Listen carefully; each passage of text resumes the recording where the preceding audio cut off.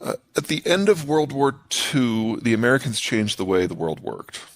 Before the war, everything was imperial. So there was a Dutch system, a German system, a Russian system, a Japanese system, and so on. And those systems traded very little because if there was a war, even if neither of the traders were involved in it, the supply chain system could be broken down and you would lose access to whatever you needed.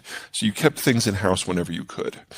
Now, the Americans changed that system to what we now know as free trade.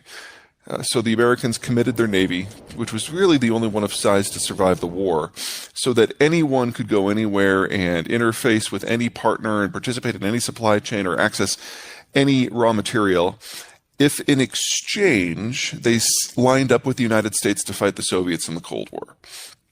We bribed up an alliance, and that created the world that we know. But as soon as the United States did that, it made it very easy for smaller countries and former colonial possessions to be independent. And so everyone was able to specialize. Everyone was able to trade. Everyone was able to expand their economic wherewithal. And with that happening everywhere, more or less at the same time, people started to use their new income and to move into jobs that were more value add. And so we started moving off the farm and into the cities. And when you live on the farm, you have a lot of kids. But when you live in a city, they're an expense rather than a benefit. And so you have fewer of them. And bit by bit, this system spread around the world until with the fall of the Cold War, it went everywhere. And so we have seen urbanization and industrialization happen on a scale that we never thought was possible. And we've seen birth rates drop to a rate that never existed before in the pre-war situation. And all of these issues come to a head this decade. The Americans have lost interest in maintaining the system. They've elected an anti-globalist 7 times in a row.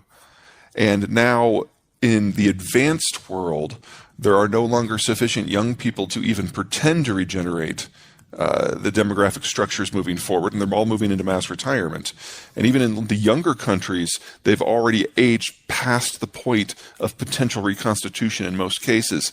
So we now have a top-heavy demography that for the last 10 years has generated a lot more capital, because when your kids move out and you haven't retired, you generate a lot of income and you can save it. But those people are all moving into retirement now. So this decade was always going to be the time we hit an investment bust, a production bust, and a consumption bust.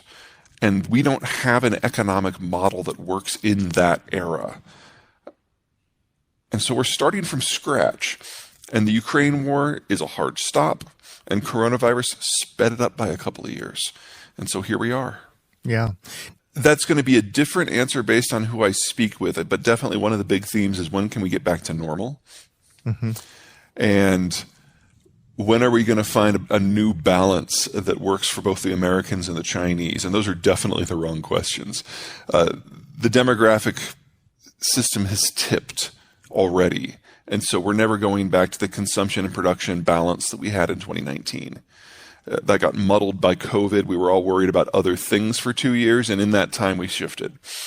The Chinese are arguably the biggest beneficiary of the globalized system, and it hasn't really sunk in just how terminal this is going to be for them in every way that you measure it, demographically, economically, culturally, nationally. The Chinese aren't even going to exist as a country, I would say, by the end of the decade.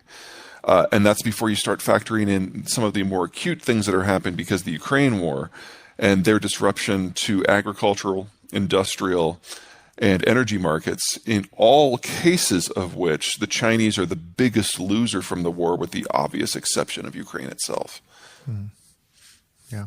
Sure, the technology absolutely plays a role, and it's intertwined into a lot of what I do.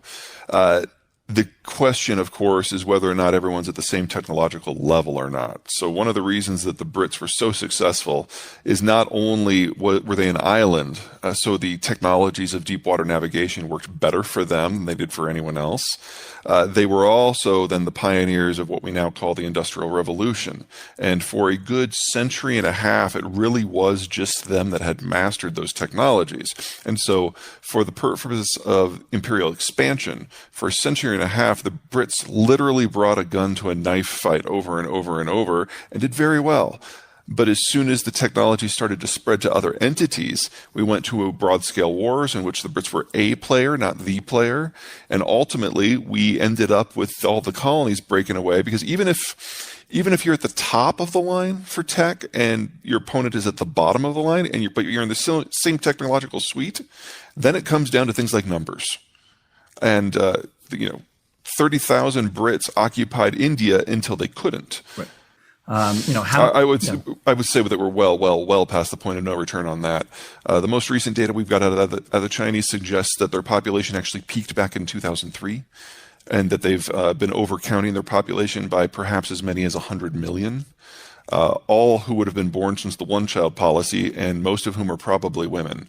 So the Chinese demography is actually more terminal already than the German or the Russian or the Korean demography. And that we can see that in adjacent related numbers such as workforce compensation rates. We've seen labor costs in China go up by about a factor of 15 since 1999, but productivity's only doubled. So technology has not gotten its hooks into China to the degree that it's been able to shift the pattern at all. In terms of technology in general, there are a couple things that you need to have a thriving tech sector. You need a lot of young people who are clever, who can interact with one another, highly educated. You need a metric boatload of money, not just for the development of the tech, but for its prototyping and ultimately its installation and operationalization.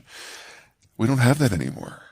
We've had a baby bust in most of the world that's 50 years old now. There just aren't enough young people in most countries. And now that the baby boomer generation is moving in retirement, there goes the capital base as well. And if you break up the world because of trade tensions or wars, then their ability to even interact at distance becomes constrained. So I expect the pace of tech globally to slow considerably.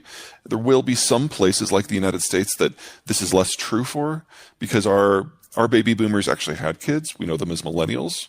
And they are now in that stage of their life where the creativity and the interaction is very important. And so it's not like Silicon Valley is going to die here, but it's not going to move forward at the pace that we've become used to. And a lot of the complementary systems around the world that provide either cooperation or competition simply aren't going to be there in a few years. TSMC, the Taiwanese, they're great at semiconductors. No argument there. However, the United States actually produces 55% of the world's semiconductors by value. So if it's going into a cell phone or a server farm or a laptop, it probably comes from the US. The next tier down is where the Taiwanese and the Koreans are. The Japanese are probably up with the United States. And then the mid-tier, which is for like aerospace and cars, that's primarily Thailand and Malaysia. And the low-end stuff, like if you want, I don't know, a smart blender, that's probably coming from China.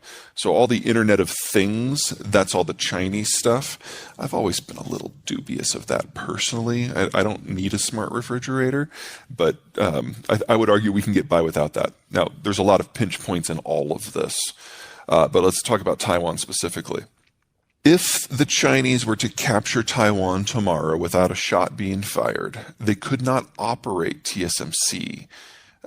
If they could do something of that technological level, they would have done it years ago already.